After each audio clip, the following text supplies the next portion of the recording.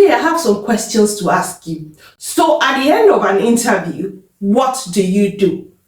Like, do you just walk away? Or when the interviewers ask you, have you got any question for us?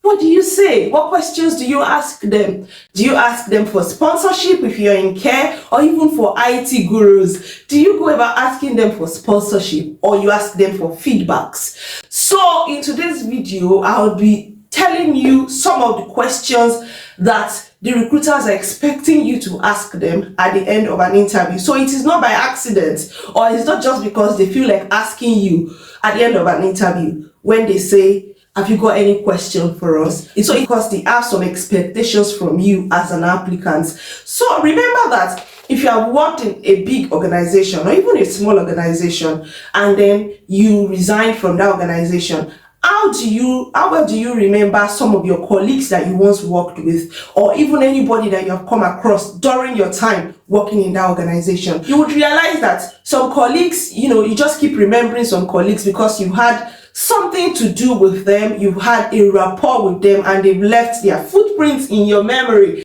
exactly the same way the interviewers want you to leave some footprints in their memories, so that by the time you are gone and they are considering the applicants to choose and give the jobs to, your own name, your own encounter with them keeps recurring in their memories. So like I said earlier, this is not the best time to ask your interviewers for sponsorship. So what sort of questions should I ask my interviewers at the end of an interview and they ask me, do you have any question for us? So if you have an upcoming interview, or you just want to learn, please try as much as possible to watch this video to the end. Again, my name is Bimbo. I'm a Nigerian trained pharmacist and a UK care assistant. And if today is your first time coming across my channel, thank you so much for tuning in. And for my returning subscribers, I always appreciate it. Thank you for always tuning in. So let's dive straight into the video. So there are 3 different categories of questions that you can ask your interviewers. One is the culture-based questions, and these questions are questions relating to the culture, the belief, the core values of the organization. And also the second category are role-specific questions that specifically target the role that you are applying for, the position that you are applying for, while the top category are the hesitation questions. This seems to be the tricky and the most scary kind of questions, but as we know, it is important to get feedbacks from these interviewers to better prepare for our next interview, or even to understand our roles better. Aside the advantage of getting to know the interviewers better and imprinting your own memory in their minds. The first culture-based question that you can ask is, what makes people stay in this organization? This is going to allow the interviewer to tell you a lot of things that if you hadn't asked, you probably wouldn't know. So if you ask them, what makes people stay long in this organization, so it will help you to even make an informed decision. Another question you can ask is, what's your favorite part of working in this organization? Like, you want to know the interviewer's opinion about the organization. So you could ask the interviewers, how can you describe the work environment in this organization? So they, give you an insight to whether it is toxic or not.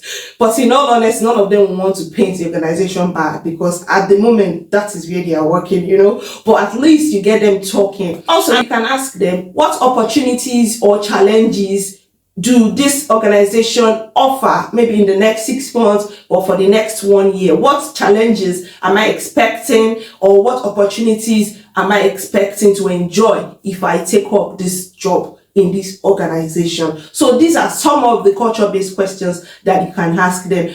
Especially ask those ones that relate to your role and that relate to what you have spoken about. Like at the end of your interview, something that is related to what you have spoken about during your interview. If you have spoken about some of these questions, there's no need asking them all over again. You know what I mean? Talking about role-specific questions, you could ask the interviewers, what do you expect a person in this role to achieve in their first 30 days, or in their first 60 days, or in their first 90 days? So it helps the interviewers to understand how passionate you are about the role and how willing you are about learning what the role is about. So if they have reiterated, if they have spoken about this during the course of the interview, there's no point asking them all over again, you know.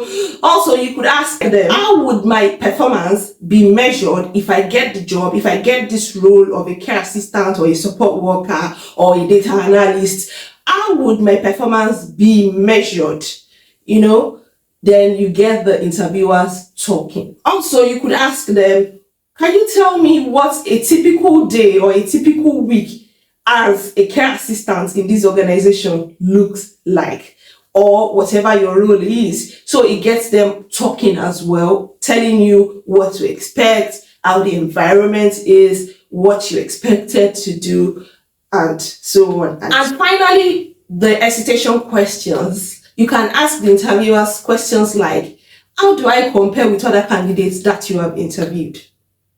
So you set them on motion to give you a feedback about your performance, even before you get the answer to your application, whether you have been successful or not. You have an idea from whatever they tell you, you know.